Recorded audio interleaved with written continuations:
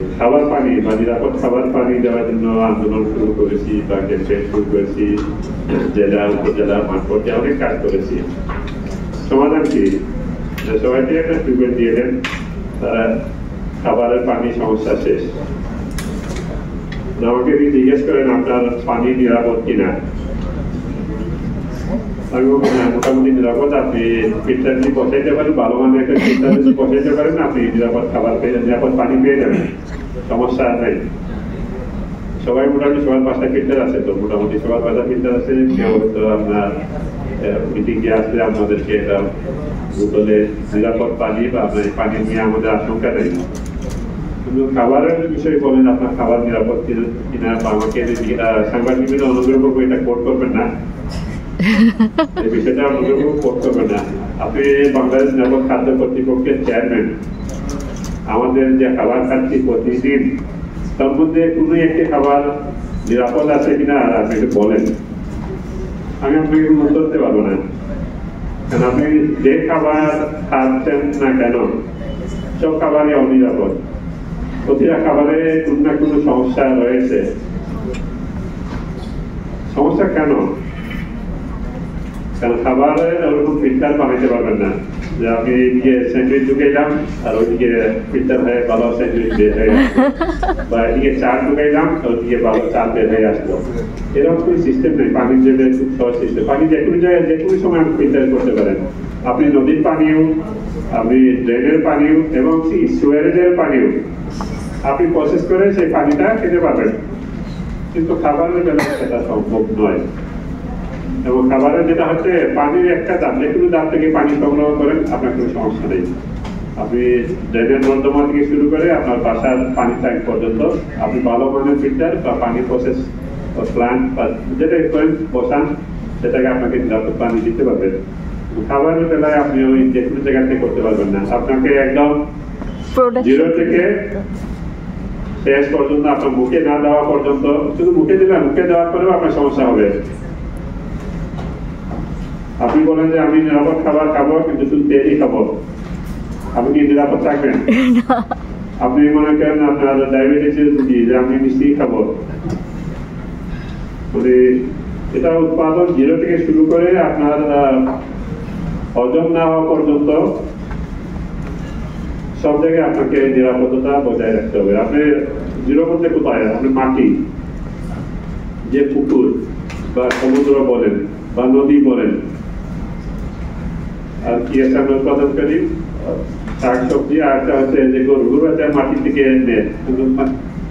এখান থেকে শুরু করে আপনি একটা হচ্ছে মানে যে জায়গায় উৎপাদন করবেন, তারপরে হচ্ছে এটা উৎপাদিত হবে, তারপরে আপনি সেটা এই ফসলটা আহরণ করতে হবে। এই ফসল আহরণ করার পরে আপনাকে এটা পরিবহন করতে হবে। পরিবহন করার পরে আপনাকে এটা স্টোরেজ করতে হবে। স্টোরেজ করার পরে আপনাকে এটা প্রসেস উৎপাদনে যেতে হবে। প্রসেস উৎপাদনে গেলে হবে না, আপনাকে এটা পরিবেশন করতে হবে। পরিবেশন করলেও শেষ হবে না, আপনাকে এটা খেতে হবে। এই প্রতিটা ধাপে কোনো একটা ধাপে যদি সমস্যা হয়ে যায়, আপনার পুরো প্রসেসই এটা অঙ্কের মতো না যে আমি রেজাল্ট ভুল করলাম বলে আপনাকে 1 মার্ক কেটে দেবে, এরকম না। প্রতিটা ধাপে জিরো থেকে শুরু করে আপনি এটা হজম না করা পর্যন্ত কোনো কারণে যদি আপনার সমস্যা হয়, তাহলে আপনার এই খাবারটা অনিরাপদ হয়ে যাবে। যার জন্য আমাদের প্রতিটা ধাপেই আমাদেরকে এই বিষয়টা নিশ্চিত করতে হবে যে আমার খাবারের প্রতিটা প্রক্রিয়া আমাকে নিরাপত্তা নিশ্চিত করতে হবে। যার জন্য অনেক বড় অ্যাপ্রোচ, শুধু পানির মতো ছোট অ্যাপ্রোচ না।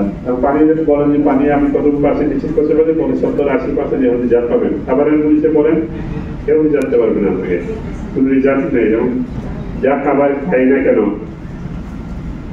আপনি 5 স্টার হোটেলে যাবেন যে ভালো খাবার পেয়ে যাবেন, সেই নিশ্চয়তা নেই।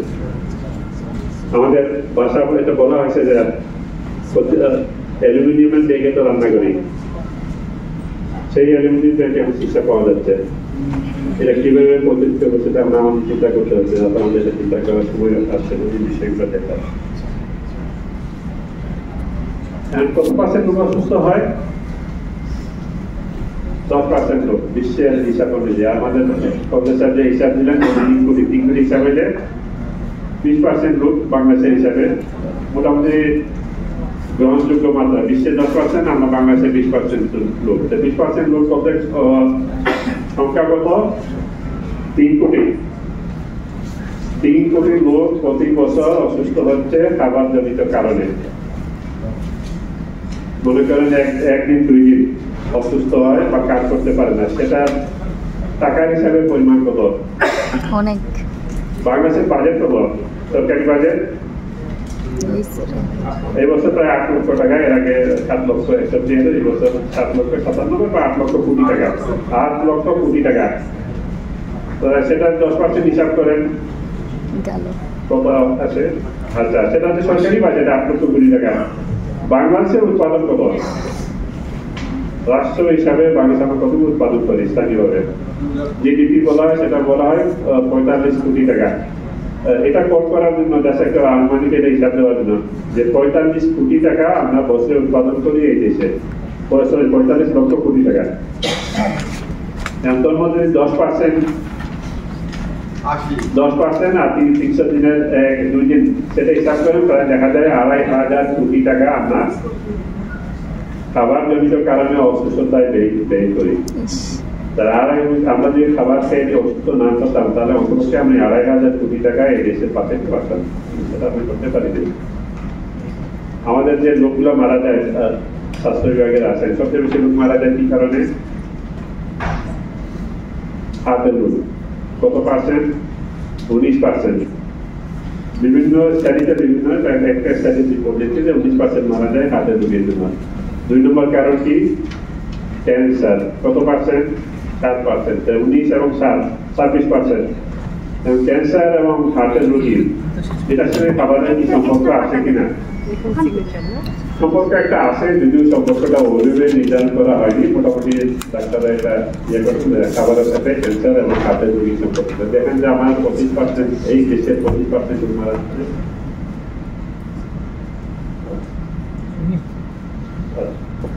25% লোক মারা যাচ্ছে শুধু খাবার। পছন্দ লোক মারা যাচ্ছে যেটার সাথে খাবারের সম্পর্ক রয়েছে। এই হচ্ছে আমাদের অবস্থা। মানে এই অবস্থা থেকে উত্তরণ হওয়া দরকার। আশার বাণী না, মানে একটা ভবিষ্যতে একটা পরিকল্পনা করে